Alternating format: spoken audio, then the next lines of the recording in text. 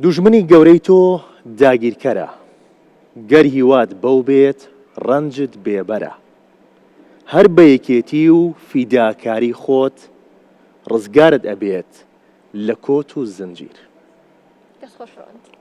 ئازیزانی کورسات مەگەزین ئێوارەتان باش بێت. ئەم ئێوارەی کورسات مەگەزین تەواو جیاوازە، چونکە ئێستا من و ڕەوەند لە نێو ستودیۆکانی کورسات نین، بەڵکو لەسەر ستەیجی تەلاری هونەری شاری سلێمانین، چونکە کەمێک پێش ئێستا خەڵاتەکانی دابەشکردنی ڕێوڕسمی خەڵاتەکانی بلە بەڕێوەچوو بۆ کەسایەتیە نمونەیەکان. ڕەوەند ئێوارە باش ساوێن دەسێ خۆش بێت. سڵاوتانە بێم کاتەوەم کاتێکتان باش، ئێوارەتان باش بینەرانی کورسات مەگەزین. ئەمڕۆ لە مەراسیمێکی شایستەدا خەڵاتی زێڕینی بلا دابەش کرا کە لەلایەن ڕێکخراوی ئیبراهیم فاوندیشن و بە هاوکاری دەستگای میدیای کورسات ئەم مەراسیمە ئامادەکاری بۆ کرابوو و ئەمڕۆ مەراسیمەکە پێشکەش کرا بۆ ئەم ساڵیش هەشت کەسایەتی دیار و جیاواز لە چەند بوارێکی جیاوازدا کە خزمەتیان بە کورد و کوردستان کردووە لە هەر چوار پارچەی کوردستان خەڵاتی زێڕینی بلەیان پێشکەش کراوە. گفتوگۆی زیاتر لەسەر مەراسیمەکە ئەکەین لەگەڵ زۆر بەڕێزان ساڵح حسین نەسرا و بە ساڵح حەیدۆ کە یەکێک بوو لەو کەسایەتیانەی کە ئەمڕۆ خەڵاتی زێڕینی بلەی پێشکەش کرا، هەروەها زۆر بەڕێز ئاکۆ غەریب وەکو هونەرمەند و دکتۆر دڵشاد مستەفا وەکو مامۆستای زانکۆ. دکتۆر دڵشاد هەرچەنە ماندووشیت داوای لێبوور نەکەین، بەڵام هێشتمانیتەوە سپاس دەکەین. دەستە خۆش بێن، بەخێر بێن، سڵاوتان لێ بێت. لای بەڕێز ساڵحەوە دەست پێ یەکەم پیرۆزبایی لێکەین. زۆر پیرۆز بێت، شایستەی لەوە زیاتریت لەوە خزمەتی کە بەڕێزت کردوتە بە کورد و کوردستان. بەڕێستان خاوەنی 90 کتێبی چاپکراون و خزمەتێکی زۆر گەورەتان کردووە بە کورد و بە کوردستانیش. بەڕێستان هەستان چییە کە یەکێک بوون و کەسایەتیانەی بۆ ئەم ساڵ خەڵاتی زێڕینی بلەتان پێشکەش کرا؟ بەری هەر تشتی ڕێز و سلااو ji بۆوە هەمویان، ڕێز و سلااو ji gelê me re. Ez gelekî serbers û serbilindîm wextê ez Rojavayê Kurdistanê vexwendîme bajarê Slêmaniyê, bajarê Helmet û Qurbanî, bajarê Rewşenbîrî, bajarê hunermendî, Şehrzayê Tarabanî belê li bîrim dê Suleymanî kedaril mulkî baban bû. Ne mehkûmî acem ne soxrekeşî Alî Osman bû heta dawî. İro wextê hatim Kurdistanê herêma Kurdistanê a azad lê bajarê Slêmanî û xelateke weke xelata rêzdar ê bilind û bers İbrahim Ahmed xebatkar, şoreşger, rewşenbîr û xwedîket dewletê wextê ev xelata herê digê me a rêkxistinî İbrahim Ahmed Foundation a zêrînî pile. Dikebe Slêmê û nav Cemawerê Slêmaniyê ê rêzdardê ez gelekî serbilind û serberzim. Ji ber ev xelata henê ez lê nerim ji xelata Nobel bilindtir û ji xelata Oscar bilindtir. Ji ber çi xelata Kurdayê bi destê Kurdayê û xelata rêzarekî gelekî mezinê duwarê rewşenbîrî û duwarê hunerî de û duwarê ê têkoşerî û şoreşgerî de ez gelekî zaf razîm. بەخێر هاتی سەرچاوە. ئەس غەڵەت نەمگوتیە دروستە؟ ڕاستە. زۆر زۆر خۆشحاڵم مامۆستاکە ئەمڕۆ براوە بوویت. مامۆستای جان سڵاو لێبێت. حەزمە کرد یەکەمی شدە و پرسیارە و لێ بکەم. کەمێک پێش ئێستا مناقەشە و ئەوە بوو لەگەڵ مامۆستایە کە تۆ چەند بەرهەمێکی ئەوت لەلایە. باسێکی ئەوە مام بکەی بزانم ئەو بەرهەمانە چێ بابینەران و منیش بزانم کەمێک بجێرێ بە تەواوەتینە. بەڵێ مامۆستایەکێکە لەو کەسە ماندوونە ناسانەی کە ساڵانێکی زۆرە سەرقاڵی کۆکردنەوەی کلتور و مێژووی کووردە. ئەوە لەو لەلایەنێکەوە کە ئێمە ماوەیەک لەگەڵ هێرۆخان هەوڵمانەدا کە چۆن وا بکەین بە طبعاً ئەوە دکتۆر دڵشادیش لێرە ئامادەیە ئەمیش خۆی یەکێک بوو لەو هاوڕێیانەی کە پێکەوە ئەو کارەمانە کرد لەسەر جلی کوردی کارمانە کرد. هەوڵمانەدا کە چۆن ئێمە وا بکەین هەموو ئەو جۆرانەی جلی کوردی بە ژن و بە پیا و کۆ بکەینەوە لە هەموو پارچەکانی کوردستان. ئەوە بوو مامۆستامان دۆزیەوە لە ڕۆژاوا کە ئەویش بۆ خۆی لەسەر ئەرکی خۆی و شارە و شار و دێ بەدێ ئەگەڕا شتەکانی کۆ کردەوە. لە ساڵی 2003 پەیوەندیەکمان پێوە کرد ئەمیش بە سوپاسێکی زۆرەوە ئەلبومێکی وێنەکانی خۆی نارد بۆ هێرۆخان. ئێستا ئەو ئەلبومە هەر لە لای منە لەبەرەوەی من هەڵ ئەسان بە ئیشەکان هەر وەکو یادگارێک پاراستومە لە لای منە و لە ساڵی 2004ش جەناویمان داوەت کرد بۆ سلێمانی هاتە سلێمانی. پێمان خۆش بۆ ئەو کاتە وا بکەین کە هەموو ئەو جلو بەرگانی کە کورد هەیەی هەمووی کۆ بکەینەوە و لە ئەلبومێکی گەورەیە کۆی بکەینەوە و چاپی بکەین. بەڵام بەداخەوە بارودۆخی سیاسی و ناوچەکە وای کرد کە ئێمە نەتوانین بەو مەرامەی خۆمان بگەین. بەڵام هیوادارم لەم ئازادیەی ئێستا هەیە و لە ئێستادا کە کورد وردەوردا خەریکین دەست بخەینە ناو دەستی یەک بتوانین ئێمەش ئەو خەونەی خۆمان بەدی بهێنین بە تایبەتی لەگەڵ مامۆستا کە ئەرکێکی زۆری کێشاوە. مامۆستاگەرێنە نایبارەزت دکتۆر ڕشاد دووبارە سلااوت لێبێت ماندوو نەبیت دەستێ خۆش بێت ئەمڕۆ لەسەر ستێج زۆر هیلاک بوویت زۆر ماندوو بوویت چەند پێت بڵین ماندوو نەبی هێشتا هەرکەمە چونکە ماندوێتیت پێوە دیارە زۆر سپاس دەکەین کە دڵی ئێمەشە نەشکاند و لە ئێرە لەگەڵمانە بوویت. دەستێ خۆش بێت دکتۆر جان مێ باسێکی گرنگی مەراسیمەکەم بۆ بکەیت. چەندین ساڵە مەراسیمی خەڵاتی زێڕینی بلا پێشۆشەکرێ دابشکردنی هەیە بۆ کەسایەتی دیار و جیاوازانی کە خزمەتیان کردووە لە بوارە جیاوازەکاندا. ئەکرێت بڵێن جگە لە گرنگیەکەی مەراسیمی ئەمساڵ جیاوازێکی هەبوو؟ زۆر سپاس بۆ زۆر سپاس بۆ کورتساتی عزیز کە هەمیشە لە کات و شوێنی هەموو چالاکی هوەری و کەلتوری و ڕووناکبیر و ئەدەبیانە ئامادەیە کە پێویستی بەوەیە بە شێوەیەک لە شێوەکان ئەو بینەرانەی کە لە هەوڵەکەمیان توانی و ئامادە بن لە دواییە ئاگاداری وردەکاریەکانی بن و بە تایبەتی مەگەزین ئێوە هەمیشە لە هەموو شوێنێکن. لە ڕاستیە خەڵاتی بلەی ئەم ساڵ جیاوازەکەی لەوایە کە 25 ساڵ تێپەڕێ بەسەر کۆچی مامۆسای کورداتی مامۆستا برای محمەدا یەکەم خەڵات کە ساڵی 2001 دەستی پێکرد مەراسیمەکان جنابی کاگا کۆلێرە یەکێک بوو لە بەشدارانی داڕێژەری بەرنامەکانی سەرەتایی دەستپێکردنی خەڵاتەکە. بیرۆکی خەڵاتەکە خۆی لەوە دێت کە پێما بێت لە مەراسیمەکەم ڕا بە هێواشی ینی زۆر بە بچوشی ئاماژەمان بەوە کرد کە هێرۆخان باسیەوەی لەگەڵ کردین کە مامۆستا برای محمەد هەمیشە سەرقاڵی ڕوانین بۆ لەو کەسانەی کە ئەکەونە پەراوێزەوە و کەسانەی کە نەتیشی میدیا سەربازی ونە نەتیشی میدیایانە چێتە سەر نە بە جۆرێک لە جۆرەکان ئەو جۆرە بایخەوەرەگرن بەڵام ئەوانن لە ڕاستیات داینەمۆی جوڵاندن و بزافی چالاکی کەلتوری هوەری ڕووناکبیری سیاسی ئەدەبی مرۆیی لە هەموو شوێنەکانە بەرەو ئەمانە بەلای بیری لە دیدی مامۆستا ئەمانە کەسی نمونەی بوون کە شایستەی ئەوەی خەڵات بکرێن. بۆ جەنابی باسوێک وەگە ڕۆژێک لە ڕۆژان دەسەڵاتم بێ منە و خەڵکانە خەڵاتەکەم کە ئەوان داینەمۆکەن بەڵام هیچ کاتێک ئەوان دیار نێن. بیرۆکەکە لێوە دەستی پێکرد وردە گەشەی کرد و گەیشتە ئەمڕۆ ئەوی ئەمڕۆ جیاکاتەوە لە ساڵەکانی تر جۆرێک لە ڕێزلێنان بوو لە خەباتی گەلی قوربانی دەری ڕۆژاوا بە تایبەتی و باکووریش بە هەمان شێوە کە پێک ڕا ینی بۆ نمونە لە ڕۆژاوا سێ کەس خەڵات کراون لە باکوور ئامەدسپۆر خەڵات کراوە کە ئەمانە ئەو خەڵکانن هێدی لە ڕۆژگاری ئەمڕۆیە ئەبن بە جۆرێک لە شوناسی ئێمە شوناسە کەلتوری و شوناسە نەتەوەیەکەمان بۆ تۆخترەکەنەوە یا کۆمەکمانەکەن بۆی کە ئێمەش لە باشوور چاومان لەوە بێ کە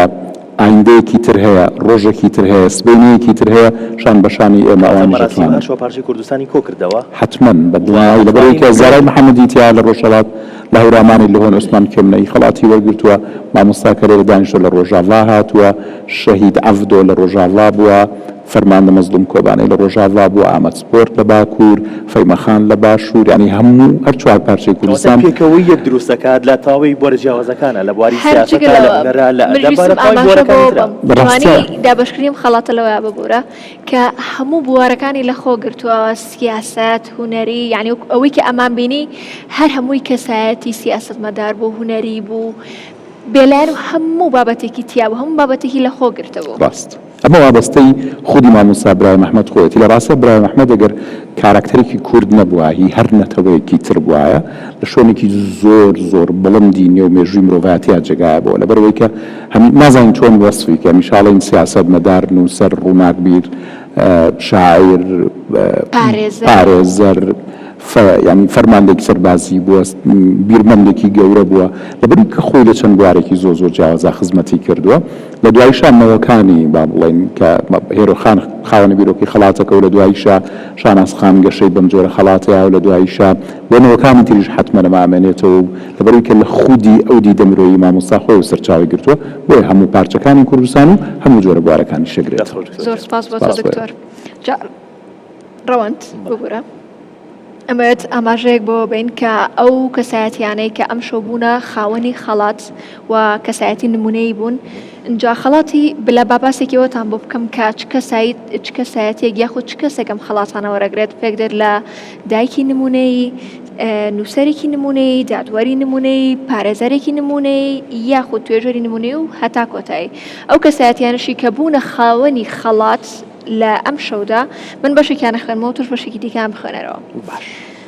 زارا محەممەدی کە لە ساڵی 1990 لە سنە لەدایک بووە بڕوانەمەی ماچستەری لە زانستی ژیۆپۆلەتیک هەیە وە چالاکوانە لە بواری فێرکردنی زمانی کوردی و مافی ژناندا. دووەم کەس کە بۆتە خاوەنی خەڵات ئامەد سپۆر یانەیەکی تۆپی پێەیە کە لە ساڵی 1972 لە ئامەدی باکووری کوردستان دامەزراوە و بەردەوام ڕوبەڕووی هێرشی ڕەگەزپەرستی بۆتەوە. خەڵاتی سێم بەخشرا بە سەید موحسین حەکیم کە لە 1886 لە نەجەف لەدایک بووە و دەبوو تەواو مەرجعی شیعەکانی جیهان بووە. شەهید ئەفدۆ ئەحمەد عەبدی ناسراو بە شەڕڤانی کۆبانێ لە 5/12/1994 لە کۆبانە لەدایک بووە فەرماندەی هێزەکانی دژە تیرۆری ڕۆژ ئاوا بووە و 15/3/2023 شەهید بووە. دەستخۆش هەروەهایکێکی دیکە لەوانی کە بوونە خاوەنی خەڵاتی زێڕینی بلا بۆ ئەم ساڵ مستەفا خەلیل عەبدی ناسراو بە مەزلوم عەبدی فەرماندەی هێزەکانی سووریای دیموکرات هەسەدەیە. هەروەهایکێکی دیکە لەو کەسایەتیانی کە بوونە خاوەنی خەڵات بۆ ئەم ساڵ فەهیمە واحید مەجیدە کە خاتوو فەهیمە دایکێکی ئازا دایکێکی بوێر دایکی 6 منداڵی ئەنفالکراوە هەروەها کچەزایکی ئەنفالکراوە من ئەم شەو کە گوێبستی با بڵێنم ئێوارەیە کە گوێبستی ئەو دایکە بووم کە چ کارەساتێکی لێ بەسەر هاتووە هەر هەمووی چیرۆکی تایبەت بەخۆی هەبوو بەڕاستی بەڵام بەڕاستی دڵم پڕ بوو بەڕاستی گریان بە دیارە هەر چەندویستم خۆم بگرم و نەگریم بەڵام چیرۆکێکی زۆر کاریگەری هەیە. ڕەوەند حەزەکەم ئاماژە بەوە بێ کە چیرۆکەکەی چییە چونکە بەڕاستی من زۆر دڵم پێی پڕ بوو حەزەکەی بام باسیکەم کە ئەم دایکە 6 مناڵ و کچەزایەکیشی ئەنفال کراون دوو کچی دوانەی هەبووە کچێکیانی لەبەر ئەوەی خوشکەکەی دیکەی مردووە هەتاوەکو ئێسەش لە یادی لەدایکبوونیە مۆم هەڵ ناکات و نایکوژێنێتەوە لەبەرەوەی لە ئەوەی دیکەی لە خوشکەکەی دیکەی دوورە. باش ساڵح حسەین ناسراو بە ساڵە حەیدۆ بەڕێزیان کە لێرەدا ئامادەیان هەیە بە خۆشحاڵیەوە کە بەڕێزیان خاوەنی نەوەت کتێبی چاپکراوە لەسەر فۆلکلۆری کوردی و هەروەها ئەوەی کە باسیشی کرد خۆی بە گۆگڵی ڕۆژاوا ناسراوە. دواتری مۆلای بەڕێزت دوێکێکی دیکە لەو کەسایەتیانی کە بووە خاوەنی خەڵاتی زێڕینی بلا مامۆستا عوسمان کەمنەییە کە پاشای سیاچەمانەیە و خاوەنی زیاتر لە 1000 گۆرانیە. بەڵێ ئەگەرن لای بەڕێستان بەڕێز ساڵح گۆگڵی ڕۆژئاوا بەڕێستان بۆ ناسراون وایە؟ ئەبناب نەمرخەکریە ئەبناب سازیا کەسایەتیە و گۆڤارە و ملت لە مکریە ئەوان ئەو نازناوایان بە تۆ بەخشیوە. باش ئەم نازناوە بۆچی بە تۆ بەخشراوە؟ ئەس گەلێکی گەریامێ معلوماتیم ئاگاهیەمێ لەسەر دەربارەی ملەتێ مدێ دەربارەی ئێر و عەشیرا دێ دەربارەی تاریخێ دێ دەربارەی فلکلۆر دێ دەربارەی کەسایەتیە دێ دەرێک ئێ هەرێما ئەس هەمیشە ناس دەکەم چ پرسی مدەبی یانی لەگۆر خۆم عیار کردی خوێندی گەلێک ئەس گەریامێ ئەس هەرچار بەشێ کوردستانی گەریامێ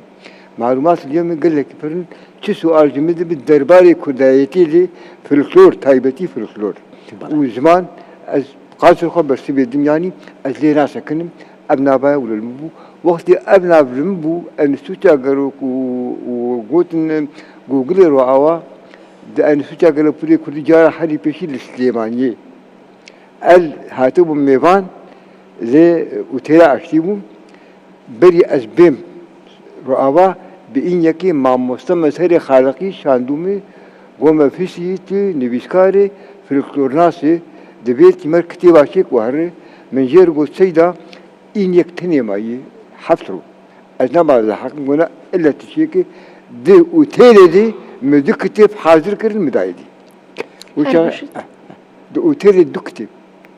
وتب الحاني واجي آواز واجي محمي قوتن ودوري نوتا كرنه وبيعوي جبر أبناء جنب. ما مصطفى أبينم سليماني وزور خوش زوزوية سليماني وايا. والله من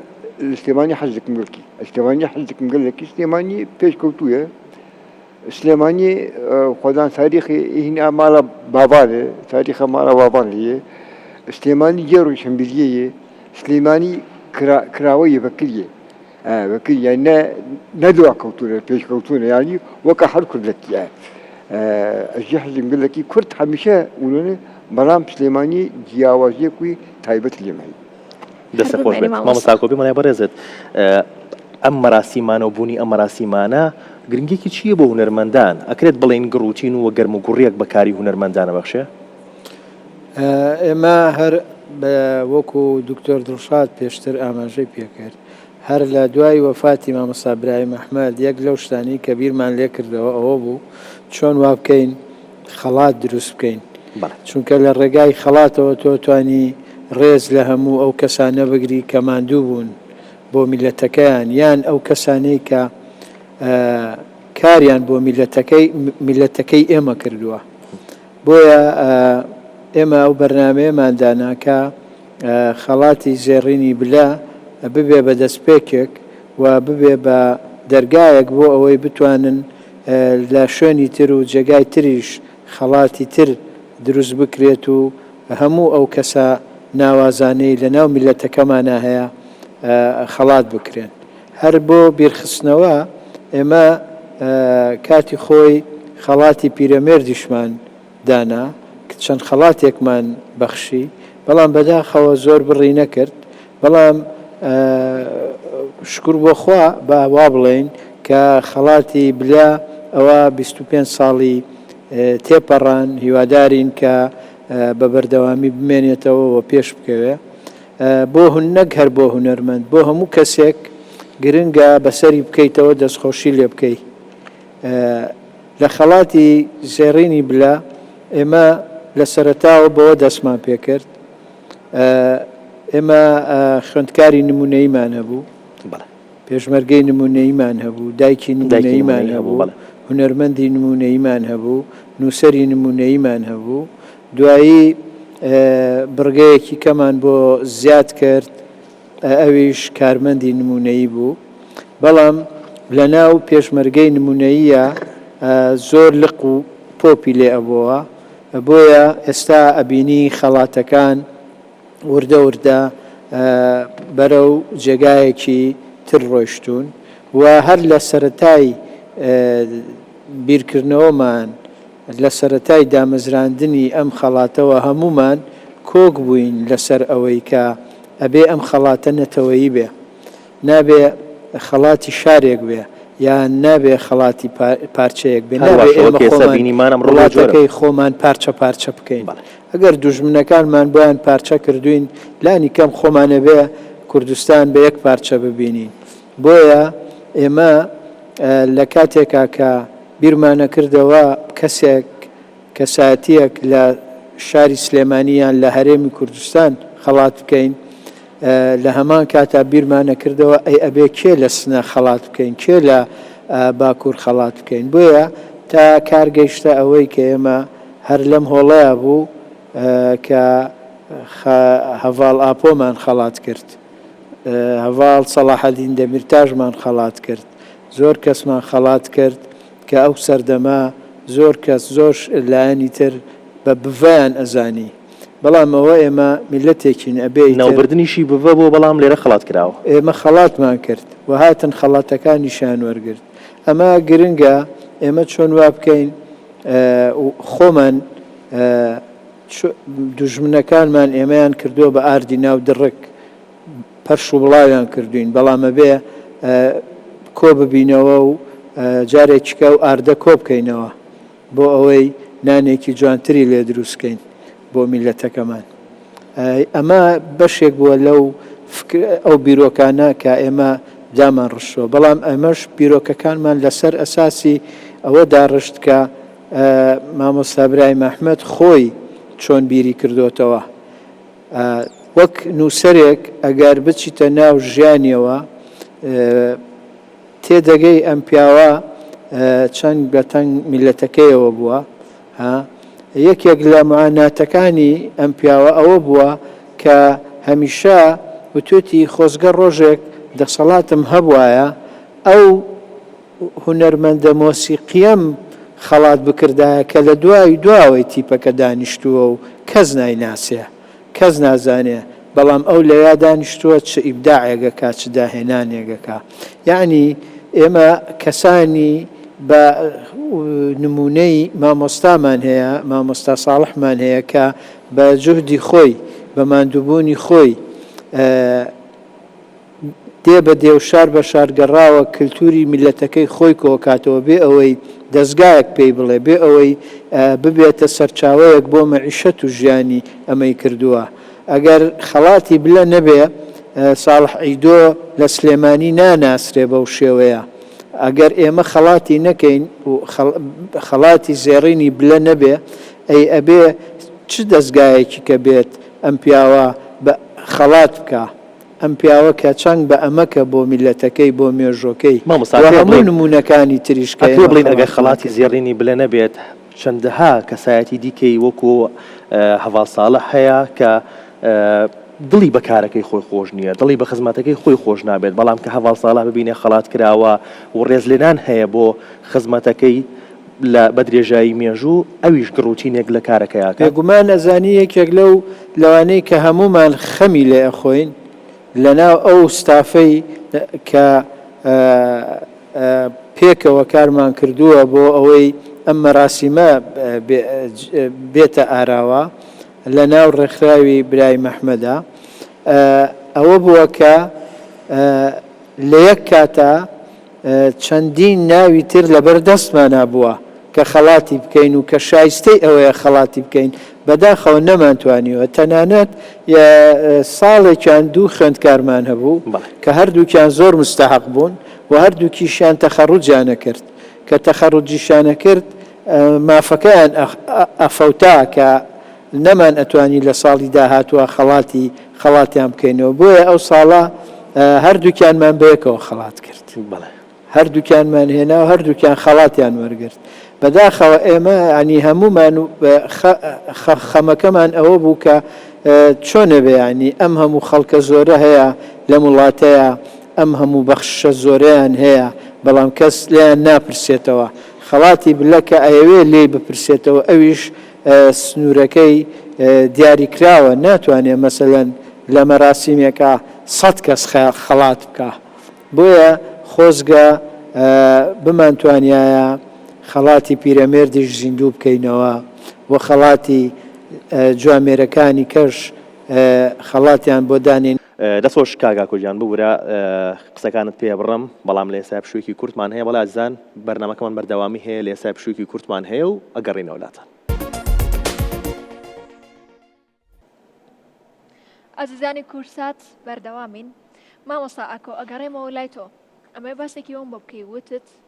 هەندێک خەڵات هەبووە، هەندێک لە دابشکردنی خەڵات هەبوو، بەڵام ئێستا ئەو مەراسیمانە بوونیان نەماوە. پێم بڵێ ئەو مەراسیمانە چی بوون، بۆچی ئێستا بوونیان نەماوە؟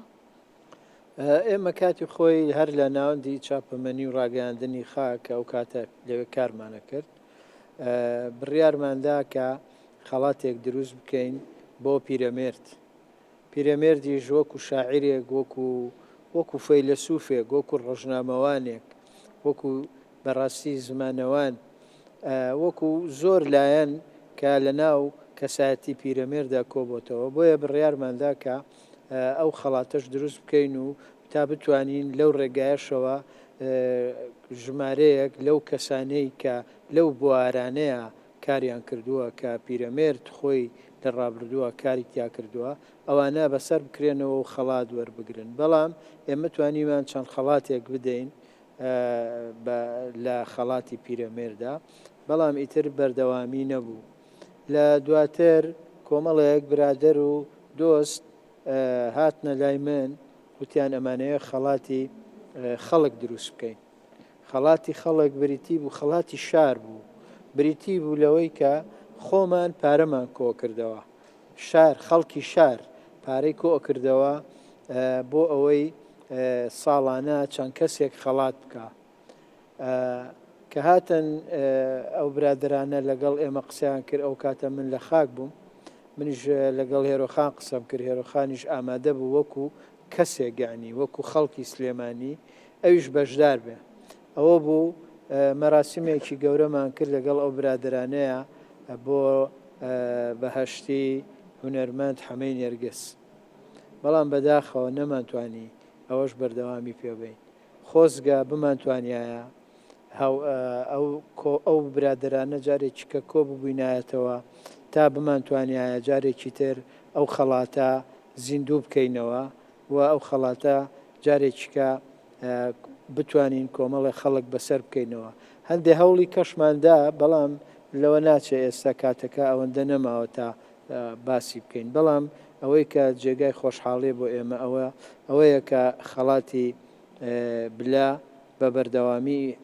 25 ساڵی تێپەڕان و هیوادارین کە ساڵانێکی زۆر زیاتر لەوە تێبپەڕێنێت و خەڵک بەسەر بکاتەوە. و ئەمەش حکوومەتی هەرێمیش و لایەنەکانی تر و خەڵکی دەستڕۆیشت و ئەوانش ئەتوانن ڕۆڵی گەورە ببینن لەم جۆرە مەراسیمانەیە بۆ ئەوەی ئێمە میلەتێکین کە بەڕاستی ئازارێکی زۆرمان چێشتووە و وڵاتەکەمان دابەش بووە بەسەر خۆتان ئەیبینن چی بەسەر هاتووە. هیوادارین لە دوای 25 ساڵەی خەڵاتی بلەوە کە ئەمڕۆ ڕۆژێکی زۆر مێژوویش بوو، هەم خەڵاتی بلەیتیا بوو، هەم کۆنفرانسێک هەبوو لە قامیشلۆ کە باس لە یەکگرتنی کوردەکە. هیوادارین ئەمە ببێتە ئەو ڕۆژە مێژوویی کە ئێمە دەست بخەینە ناو دەستی یەک و هەمومان وڵاتەکەمان کوردستان بە یەک پارچە ببینین و هەرگیز جارێکی کە بەدەمانانەیە کوردستانی خۆمان بە پارچەکراوی باس بکەین. بڵین ئەمە ڕۆژ ئاوا و ئەوە باشوور و ئەوە نازانم چییە. ڕەوەند ئەگەر نۆرە بڕی نەبێت من هەر لە یەکەم و ئەمیزان پرسیار لە دکتۆر دڵشاد بکەم. دکتۆرەوەی کە ئەمڕۆ تۆم بینی تەبان من لە ئامادەبوونی بەڕەستە لە حەزۆری بەڕەستە من هیچ شتێکم پێ ناوەچێت، بەڵام وەکو پێشکەشکارێک ئەمڕۆ من زۆر سەرسامی تۆ بووم، سەرسامی بوو کە لەسەرم ستەیجە بوونیەتە شێوازی پێشکەشکردنە بابەتەکان ینی زۆر بەباشی ڕۆژ بەڕێوە. ئەمە پێم بڵێ وەکو بۆ ئێمە میدیاکار ئێمە چۆن بتوانین بەو شێوەیە بتوانین دەربکەین لەسەر ستەیجێک کە ئەم هەموو کەسایەتیە دیار و بەناوبانگ و باشەی تێدا بوو. زۆر سپاس. لە ڕاستیە ڕەنگە پەیوەندی بە ئەزمونەوە هەبێ، ینی ئەزمونێکی دوور و درێژ من لە پێشەوەی کە بێمە ناو میدیاوە ئیش بکەم لە ڕاستیە من شانۆم خوێندووە پێشەوەی کە بچمە ناو میدیاوە ئەو لە کۆتایی هەشتاکان تا سەرەتایەوەتەکان وەکو ئاکتەر لەسەر شانۆ بووم. لەبەرەوە بۆ من زۆر قورس نابێ گەر بەرەو ڕووی بینەرێکی زۆر بوەستمەوە. لە دوایەوەشەوە لە ساڵی 92 لە ڕاگەیاندنی کوردیا کارەکەم و بە بەردەوام بێژەر بووم و هەتاوکو 2006 ینی بە پێشکەشکردنی دوا بەرنامەم لە کەناڵی کوردسات بۆیە تا ڕادەیەکی زۆر ڕاهاتووم لەسەر ئەم جۆرە کەش و سەنجینانە. هەندێک جار خۆی خودی مەراسیمەکە خۆی ئەبێ بە مۆتیڤیشنێکی زۆر بەهێز بۆ توانین تۆ کەیتە سەر ئەم ستەیجە بیر لەواکەیتەوە کە 25مین ساڵ یادی خەڵاتی زێڕینی بلەیە. زۆربەی زۆری کەسایەتی زۆر دیارەکانی کوردستان و عێراقیش لەناو هۆڵەکە دانیشتون و لە بەردەمتان. لەبەرەوە بواری ئەو دەرفەتی ئەوەیە کە تۆ بتانی هەموو هێزی خۆت، هەموو توانای خۆت، ئەوەی کە هەم سروشت پێی بەخشیوی، ئەوەشی کە لە ڕێ ئەزمونەوە دەستەکەوتووە پێکەوە گریان بدەیت و لە شوێنێکی وایە پێشکەشیانێکی هەمیشە بۆ من ئەمەیە بە ئەوە کورتی کەمەوە تۆش بەو شێوەیەتێن بگەێنیت و پێمان بگەێنیت. ئامۆژگاری تۆ بۆ ئێمەی ڕاگەیاندکاری گەنج ناڵم تەمەنە هەیە، بەڵام ئێمە کەمێک بچووکترین ئەوەیە متمانەت بە خۆت بێ لە هەموو شتێک گرنگتر بۆ بێژەر بەو کەسێکی کاتێتە مەراسمێکی وا گەورەوە ئەوەی متمانەت بە خۆت بێ. هیچ کاتێک خۆت بەکەم مەبینە هەمیشە دڵنیا بە لەوەی کە هێزی تۆ هێزی ڕوبەڕووبوونەوەی جەماوەرێکی بەرفراوانە لەبەرەوەی کە کاتێک توانیت بەرامبەری کامێرا بوەستیت و قسە بکەی یعنی لەم شوێنەشە ئەتوانی قسە بکەی لەبەرەوەی هەمیشە تۆ کاتێک کە ڕوبەڕووی کامێرا بیتەوە لە خەیاڵ تا ئەو ساتەیە ساتی بەرکەوتنی بینەرە بە تۆ کە بۆ نمونە تۆ مەگەزین پێشکەشەکەی لەم کاتە ڕەنگە ئێستا بلانی کەم 100,000 کەس سەری شاشەی کورتساتە کاتوەت بینە ینی تۆ ئەمەی کە لە هۆڵەکە بوون 1500 بۆ 2000 کەس و بەس تۆ 100,000 کەس تەماشاتەکە کەم دوانە بەراورد دەکەی بێکتری تۆزێک خۆت لە ناو ئارامتر دەرەکەوی هێمنتر دەرەکەوی بۆی هەمیشە متمانەی ئەوت بەخۆت بێ کە تۆ ئەتوانی بیکەی کە ئەوە نییە ئەمە با بڵێن بێ بەڕێگرێکی زۆر گەورە لێت و بۆ من ئەمە ئاسانترە لەوەی کە ئەزمونێکی زۆر قورس و ساڵی 1970 ئەزمونێکی زۆر قورسم ڕوبەڕووبەوە هونەرمەند زەکەریا عەبدوڵڵا هاتبوو بە سلێمانی بەرنامەیەکی هەبوو ئەبوو لە طبعا میوانی خاک بوو ئەو کاتە کاگاکۆ ئاماژەی پێیان ئەو کاتە لە ناوەندی چاپەمەنی و ڕاگانی خاک کارمانە کرد ئەبوو یەکێک پێشکەشی کە لە یاریگای سلێمانی مەراسیمەکە بوو ینی کۆنسێرتەکە لەوەیە خەڵکێکی زۆر ڕژاوتە ناو یاریگاکە لەوانێ 5,000 6,000 کەس بێ ئەبوو بێچێک بچێ مەراسیمە تەقدیم کا بە هەچ کەسێکیانەوە و ناکرێ و چۆن لە یاریگایە و نابێت و دوجار هێروخان بەمنی وتی ڕۆڵا بێ خۆ بچی ینی چار نییە چۆن تەقدیمیکەین ئێتە من چووم پێشکەشم کرد تقریبا 5,000 کەس لەو شوێنە ئەوەی ئامادەکاریت کردبێت هیچ ئامادەکاری کە زۆر باش بووە ڕاستیەکە هاتمە دەرەوە خۆی دوای پێوتمەوتی ئەوە ڕۆڵە چۆن توانی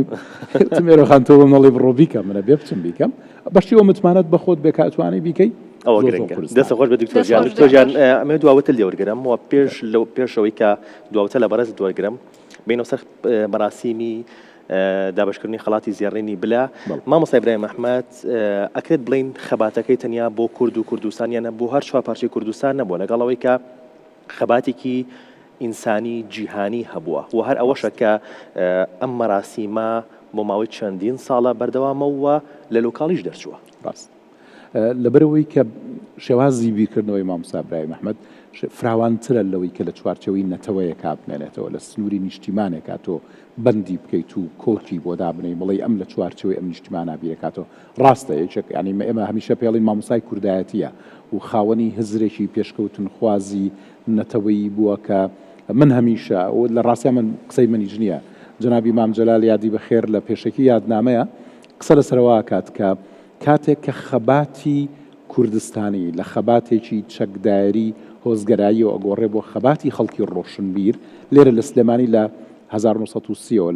لەو ڕاپەڕینی بەردەکی سەراوە دەست پێکا کە مامۆستا ئیبراهیم ئەحمەد داینەمۆی ئەو گۆڕانکاریە لێرە قوتابخانەیەکی سیاسی جیاواز دروستە بێ کە ناوی قوتابخانەی سیاسی سلێمانیە ئەم قوتابخانەی سیاسی سلێمانیە دامەزرێنەر و ڕابەرەکەی مامۆستا ئیبراهیم ئەحمەدە ڕاستە لە سلێمانی دروستێکە ڕاستە بە بیری نەتەوەی گۆشکراوە بەڵام چوارچێوە مرۆییەکە بۆ ئەو گرنگە یعنی ئەو بەلای ئەو زۆر گرنگە کە ئێمە تۆ تێبینی ئەو سرودە بکە کە بە بەردەوام هەمومانەی لەینەوە یعنی گەلان هەموو برای منن هەر زۆردارانم دوشمنن ئێمە هەر کوردین و هەر کوردەبین ینی لە پێش ئاگرپەرستیدا لە پێش موسڵمانێتیدا لە دیری و لە سەربەستیدا هەر کورد بووین و هەر کوردەبین شانازیمان هەیە بەم شوناسەنەتەوەیەوە بەڵام لەبەرەوەی گەلان هەمووی برای ئێمە بەس بە تەنیا کێشەمان لەگەڵ داگیرکار و لەگەڵ زۆردارەکانی دنیا هەیە ئەم دیدە مرۆییە گەورەیە لە ئەدەبیاتەوە بۆ ناو سیاست بۆ ناو کایەکانی تری کەلتور گواسراوەتەوە بەس لە هێز و توانا و بیرکردنەوە و ئەو جۆرە لە بەخشەوە هەیە کە بەس بە تەنیا لەلای مامۆستا ئیبراهیم ئەحمەدی بینی دەستخۆش دکتۆر مامۆستا ئاکۆ ئێمە هیچ شتێکمان نەماوە جگەلەوەی کە زۆر سپاسی تۆ بکەین دواوتێ خۆت باس بکەیت هیوای سەرکەوتنتان بۆ خوازم هیوادارم بتوانین لە ساڵی داهاتوە تۆ یەکتر ببینینەوە بەڵام شێوازێکی باشتر و بە شێوازێک کە میلەتەکەمان یەکی گرتبێتەوە ئازادیەک لەمە زیاتر دەستە بەرکرابێ و خەڵاتەکانیش زیادیان کردبێ و بتوانین زۆرترین کەس لە وڵاتی خۆمانە خەڵات بکەین و ڕێزیان لێ بنین دەست خۆش بێ مامۆستا کوژیان سپاس بۆ تۆ هەڤال ساڵح بەڕێزت دووبارە پیرۆزبایی دەکەین کە بوویتە خاوەنی خەڵاتی زێڕینی بلەوەی کە بوولو کەسایەتیانی کە خەڵاتت وەرگر بۆ ئەمڕۆ دواوتەی بەڕێزت یان پێمان بڵێ لە دوای وەرگرتنی خەڵاتی زێڕینی بلا ئەرکی سەرشانی بەڕێزت قورسترە بێت دوای ئەمە چ کارێک دەکەیت؟ بێگومان وەختی ئەب خەلاتە هەنێ ئامەگرتی ئەب خەلاتە ئارێزگرتنی یاوەیە بێ مقابل کار و کەدا مەیە وەختی خەلاتە کولۆ مەرزگی دەستگەهێک برند و بناوی کەسایەتێک برند و بەرژانی و سازیەک برند وی چاغی مەرە بێتر خورد دەبێ ji بۆ کار و کەدا ملت و وەلات و گەلێ خۆ ئەوەیە تشتێکی شارستانیە تشتێکی مەطلوبێ یعنی داخوازکردیەوەیە کارێک gelekî pîrozgeh min û ez dîsa ez pîrozbahiya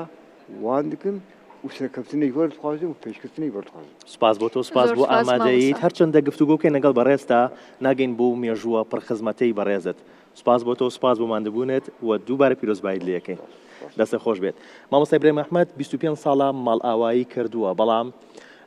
هێشتا بیر و باوەڕەکەی زیندووە و بە هەمیشەیش بە زیندوی ئەمێنێتەوە کاتێکی خۆش کورسات مەگەزینی ئەم شۆمان پێشکەشکردن خواتان لەگەڵ هەمیشە شاد و بەختەوەر بن